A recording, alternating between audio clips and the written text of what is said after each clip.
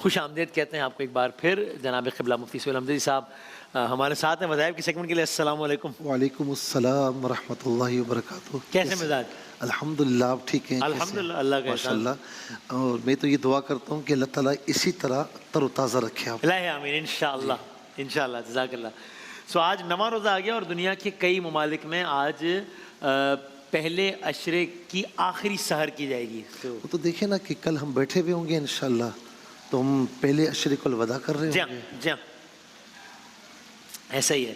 میں آتا ہوں سوال کی طرف آتا ہوں. فراز خان صاحب ہیں لاہور سے. میری زندگی غیر ملک میں گزری ہے, الحمدللہ خوب کمایا ہے, اہل و عیال کو ان کے پاؤں پہ کھڑا کیا ہے, اب بڑھاپے کی عمر کو پہنچ چکا ہوں, اب آمدنی کا کوئی ذریعہ نہیں ہے, بچے ہیں کہ اب انہیں اپنی آل اولاد سے اتنی فرصت ہی نہیں کہ وہ میری طرف دیکھیں, اور آمدنی کا کوئی ذریعہ بھی نہیں. بس میرے لیے دعا کریں اور مجھے کوئی دعا بتائیں کہ آج تک میں صرف اللہ کے آگے ہی ہاتھ پھیلاتا رہا ہوں اور مرتے دم تک بس ایسا ہی ہو. بسم اللہ الرحمن الرحیم. اللہم صلی علی سیدنا و مولانا محمد وعلی آلہ و اصحابہ و بارک وسلم. جی محترم جناب فراز خان صاحب, وسیم بھائی یہ صرف ان کا مسئلہ نہیں ہے, یہ ہمارے کئی لوگ جو دیار غیر میں کمانے کے لیے جاتے ہیں اور 15-20 سال 25 سال خوب محنت کر کے واپس لوٹتے ہیں, تو انہوں نے بچوں کو چھوڑا ہوا ہوتا ہے نا, پھر کبھی سال میں 1 مرتبہ آ گئے, 2 مرتبہ آ گئے, بچوں کا اتنا خیال تربیت کا وہ انداز نہیں رہتا.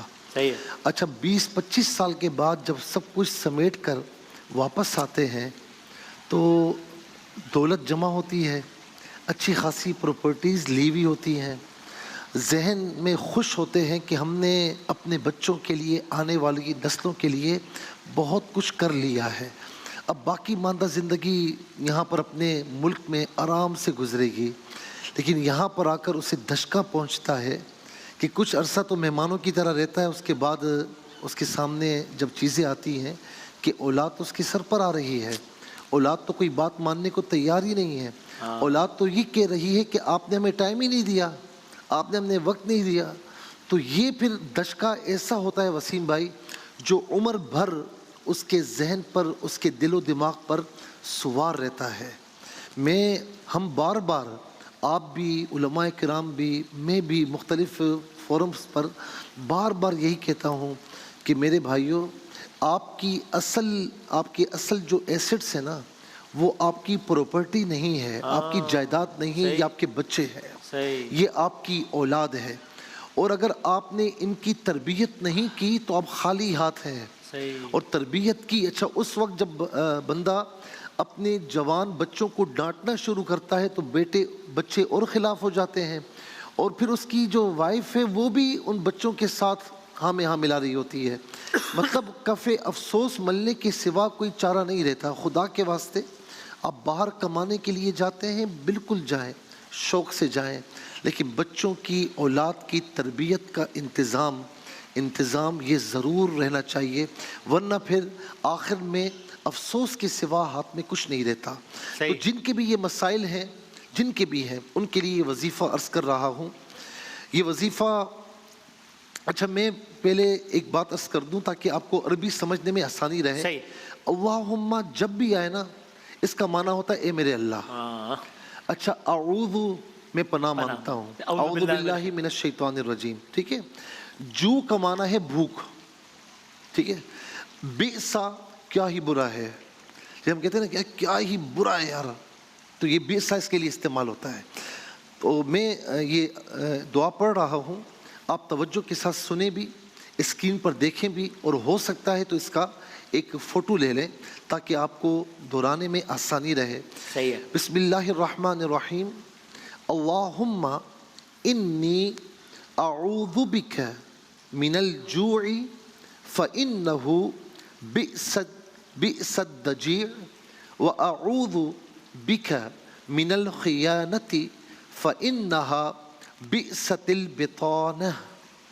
اللہم انی اعوذ بک من الجوع فإنہ بئس الضجیع واعوذ بک من الخیانۃ فإنہا بئست البطانہ.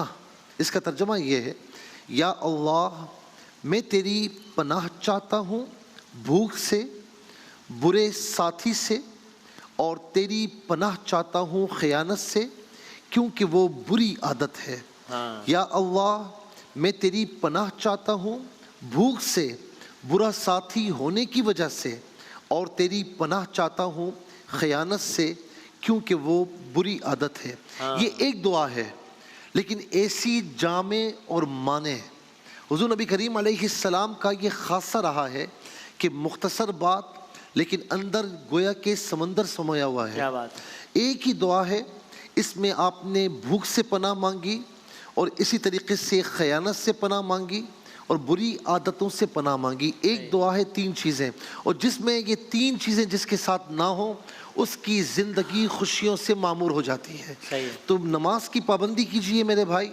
और अभी मैं कहूँगा आप सबसे कि इस नहज पर आकर अपनी औलाद से लड़े नहीं। हाँ, अपनी औलाद पर डपट न करें। अब डैमेज जो कंट्रोल है ना उसकी तरफ जाएं ताकि आपकी अहमियत भी बने और औलाद कुछ ना कुछ आपके पास बैठे भी आपसे बात कर सके और आप भी उनसे बातचीत कर सके। नमाज़ों की पाबंदी के साथ फजर की नमाज के बाद और इशा की नमाज के बाद, ये दोनों सुकून के वक्त हैं। इशा की नमाज के बाद भले आप सोने से पहले ये कर लें, जाए नमाज पर बैठकर इससे 7 मरतबा पढ़ें और अव्वल आखिर 3 मरतबा दुरूद शरीफ, कोई भी मुख्तसर सा दुरूद शरीफ हो वो पढ़ लें। अल्लाह ताला इंशाअल्लाह करम फरमाएगा और आपके हालात ज़रूर चेंज होंगे। और मैं एक बात और भी अर्ज़ करूँ वसीम भाई, एक बड़ा आसान नुस्खा, रब्बना। मेरे ख्याल में बच्चे से भी पूछेंगे ना तो वो आराम से रब्बना कह सकता है। हर किसी को याद है। सही है। अच्छा, कुरान करीम में सूरह आले इमरान है, इसकी आयत नंबर 91 से लेकर 94 तक, 191 से लेकर 194 तक। अच्छा, ठीक है। कितनी 4 आयतें हो गई। इन 4 आयतों में 5 मरतबा रब्बना आया है। अच्छा, ये रब्बना मा खलक़्ता हाज़ा बातिला, रब्बना इन्नका मन तुदखिलिन नारा, रब्बना इन्नना समिअना मुनादी युनादी, रब्बना आमन्ना फ़ग़फ़िर लना, रब्बना व आतिना मा वअदतना। 5 मरतबा। और 6ठी मरतबा आयत नंबर 192 में अल्लाह रब्बुल आलमीन फरमाता है फ़स्तजाब लहुम रब्बुहुम, मेरे बंदे तेरी दुआ कबूल कर ली, हमने उसकी दुआ कबूल कर ली। इमाम जाफ़र सादिक रज़ी अल्लाह ताला अन्हु की रिवायत मैंने पढ़ी, उन्होंने फरमाया कि जब कभी तन्हाई में अल्लाह ताला की बारगाह में दुआ करें ना, अच्छा मैं सजेस्ट भी करूँगा, कभी अल्लाह ताला से बात करने की कोशिश की आपने? मतलब मैं लोगों से कह रहा हूँ, कभी खलवत में आराम से बैठें और अल्लाह ताला की बारगाह में मुतवज्जे हों और उसको पुकारें रब्बना, उसकी बारगाह में अपनी शिकायतें पेश करें, अपने हालात सामने रखें। आपको लगेगा कि आप पर रूहानियत तारी हो रही है और वहाँ से जवाब भी आ रहा है।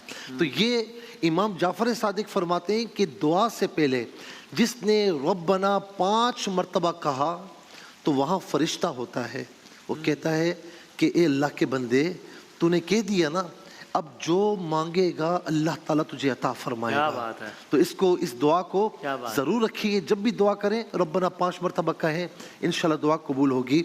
और एक माने, ये अल्लाह ताला के सिफाती नाम है, इसका माना है रोकने वाला।